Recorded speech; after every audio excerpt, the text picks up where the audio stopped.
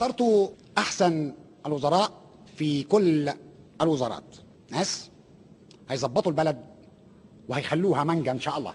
هتلاحظوا التغيرات وهتلاحظوا ان هؤلاء الناس هم رجال اعمال نجحوا في مشاريعهم الخاصه، طبعا نجاحهم ده هو خير دليل على انهم هيقدروا يمسكوا الوزاره بشكل كويس. انا اخترت وزراء عندهم ضمير وروحهم حلوه ونفسيتهم كويسه وناس طيبين ومعاهم فلوس، ممكن يظرفونا قرشين نسد العجز الموجود. مواجهه البطاله تاتي بعد تشجيع المستثمرين. لازم نشجع الاستثمار، يعني تذليل العقبات امام المستثمر، اعفائه من الضرائب عشان يغتني وتضرب معاه اكتر. مفيش رد غير ان انا اعمل كده. الراجل ده عايز يقول ان سبب الكارثه وزاره التربيه والتعليم. ازاي؟ المدارس نفسها ما فيهاش حمامات سباحه. العيال اللي هيتعلموا العوم ازاي؟ على الناشف.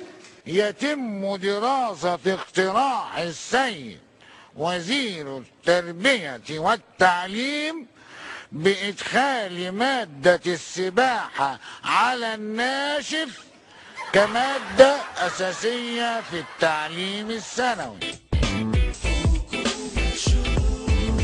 ندخل نشوف اخبار النت ايه. حديده _ @سيخ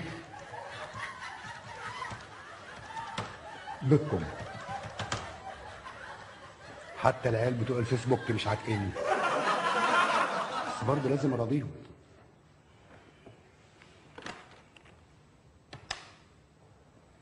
الو، اديني بيومي. ايوه بيومي. بقول لك يا بيومي، سعر الحديد بقى كام دلوقتي؟ 9000 جنيه؟ لا لا لا لا لا، العيال بتوع الفيسبوك زعلانين جدا على السعر ده. نزلوا شويه، نزلوا خالص، نزلوا على الاخر. نزل 3 جنيه ونص في الطن. وانا بقولها، اللي مش هيقدر يبني بيته خلال 12 ساعة هيبقى شاب مايص على رأي الأخ ما قال.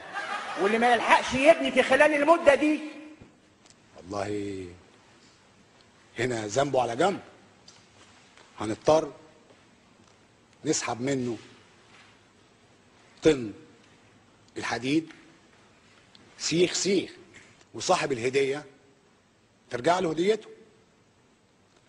ومين صاحب الهدية؟ مين؟ أنا. هيرجع لي الطن كاملا سيخ، حتى بالسيخ الزيادة. صح.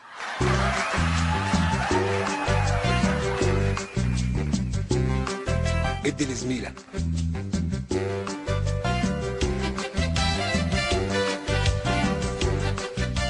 شد نص السيخ كده وشد النص التاني كده. حديد وبعيد. حكاية تانية خالص. الاهتمام والإعداد. الإعداد الجيد يخلق عمل جيد. والاهتمام بكل الأشياء. بالطوب طوبة، وبالخرسانة خرسانة، وبالخوازيق خازوق. عايزكم من خلال هذا الاجتماع توصية إلى السادة الوزراء بالأداء في وزاراتهم لاستحسان هذه الزيارة من وجهة نظر الرئيس الأمريكي أوباما. وممكن الوزير اللي هيأدي بشكل كويس في هذه الزيارة ممكن الرئيس الأمريكي ياخدوا معاه أمريكا، وخصوصا انه بيكون حكومته الجديده. والله هو ده ممكن فعلا يحصل يا فندم؟ طبعا احنا في عصر الاحتراف. يعني تخيل الوزير ممكن ياخد كام لو بقى وزير في امريكا؟ ياخد مبلغ عظيم جدا. يعني انا شخصيا ممكن مثلا مش اقل من كاكا. انا ما اخدش اقل من كاكا. كاكا 80 مليون يورو. طب انا ولا كاكا؟ يعني ممكن يعني يا فندم يطلب من معاليك تمسك الوزارة في أمريكا؟ ده يبقى من حظ المواطن الامريكي وخصوصا محدود الدخل. بعدين يا فندم تكاليف زيارة أوباما هتعدي الملايين، سيادتك هتجيبهم منين؟ لا ده انت كده بتهرج.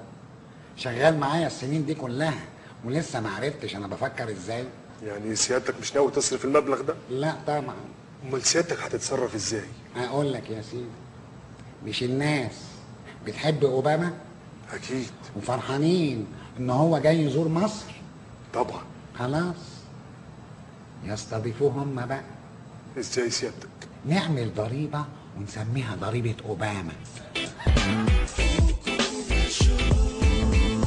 ايه مالك يا رؤوف؟ في حاجة بتوجعك؟ رمسيس يا دكتور، رمسيس. رمسيس بيوجعك؟ لا طبعا، رمسيس بتاع الميدان، تمثال رمسيس يعني. يا راجل تمثال رمسيس موجود في ميدانه ومنور الميدان هناك اهو. طبعا طبعا، ما هو محدش واخد باله، كل واحد عايش حياته. لكن انا اللي كل يوم بعدي عليه شفته الاول وهو وشه اصفر كركم، وبعدين ميته ابتدت تقل. لما ركزت اكتر لقيت ركبه يا دكتور، ركبه. مالها؟ ركبه بتتهز. يا دي كارثة بكل المقاييس. احنا لازم نشكل لجنة من خبرائنا المتخصصين للكشف على التمثال وعلى سلامة ركبه. خبرائنا ايه يا دكتور؟ خبرائنا ايه؟ ده انا كلمت خبراء من امريكا ومن المانيا ومن بلجيكا ومن فرنسا. ده غير الخبراء اللي انا مكلمهم يجوا من مارينا. دي مصلحه كبيره قوي. مصلحة كبيرة؟ مصلحة كبيرة لمين؟ لمصر طبعا.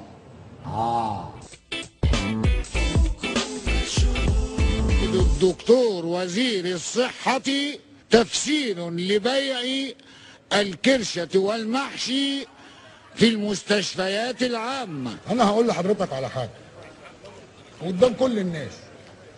لو حد ثبتني ان كان في كرشه على باب المستشفيات يجي يواجهني. في محشي. هات دوق الناس. هات مفاجأة، هناكل ونتبسط. محشي. خد دوق. دوقي اللي جنبك. الله. دوقي. ايه يا ريس اللي بيحصل ده بيوزع محشي على نواب الحكومه وسايب المعارضه. لا دي كوسه. دوقي دوق اللي جنبك. هات الحله بقى يا استاذ، واحد برنجاله بالهنا والشفا. في ورق عنب.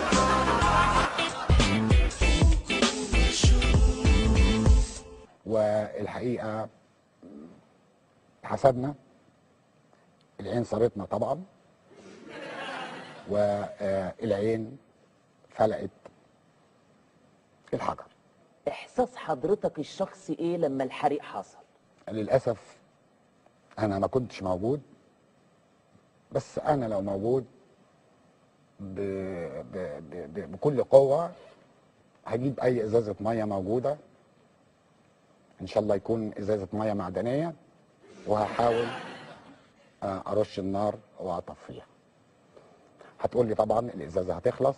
هقول لك سهل جدا، إن مدير مكتبي ممكن يجري بسرعة يملى الإزازة ورش وأحاول إن أنا أطفي الحريقة. وهو ده شعور المواطن المصري اللي بيحب بلده.